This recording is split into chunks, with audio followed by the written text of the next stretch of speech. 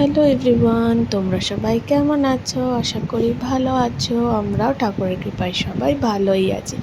তো রবিবার মানে 12 তারিখ আমাদের নেমন্তন্ন ছিল মামা ভাতে। আমাদের আদি বাড়ি শিমুরালিতে। তো সেখানে স্টেশনে নেমে আমরা সবাই টোটো করে চলে গেলাম এক জেঠুকে দেখতে। কারণ সেই জেঠু না হসপিটালাইজ ছিলেন বেশ কিছুদিন, আর ওনার বেশ শরীরটা খারাপ ছিল।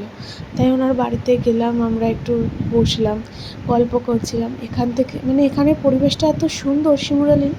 দেখুন এখানে মানে পানের বড় যেটা, এছাড়াও আরও অনেক ক্ষেত ছিল। বেশ আমি ওগুলো তো সব করার তো ক্লিপ নিতে পারিনি। এত সুন্দর লাগে আমার শিমুরালির এই পরিবেশটা, কী যে ভালো লাগে, খুব সুন্দর। এরপর বাজারের ক্লিপও অ্যাড করলাম, এই জায়গাটা এত অ্যাস্থেটিক লাগছিলো বলে।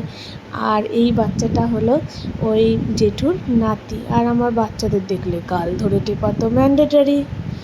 ও আমাকে পিমনি বলছিল। এটা হচ্ছে ওই মামা ভাত অনুষ্ঠান যেখানে হচ্ছিলো সেই অনুষ্ঠান বাড়িতে। বাচ্চাটার নাম দেবনীর। যেহেতু একদমই ছোটো তাই আমি ওর ক্লিপ অ্যাড করিনি। এরপর আমরা একটু দুপুর হয়ে গেছিলো দেখে আমরা খেতে বসে পড়লাম।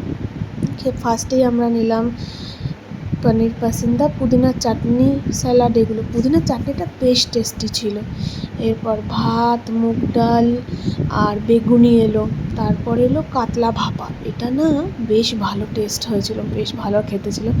আর আমি এতই আস্তে আস্তে খাই না, দেখো আমার ভাতই শেষ হয়নি, তার আগেই পোলাও চলে এসেছিলো, পোলাও আর চিকেন। তারপর চাটনি, পাঁপড়, এছাড়াও 2 রকমের মিষ্টি ছিল।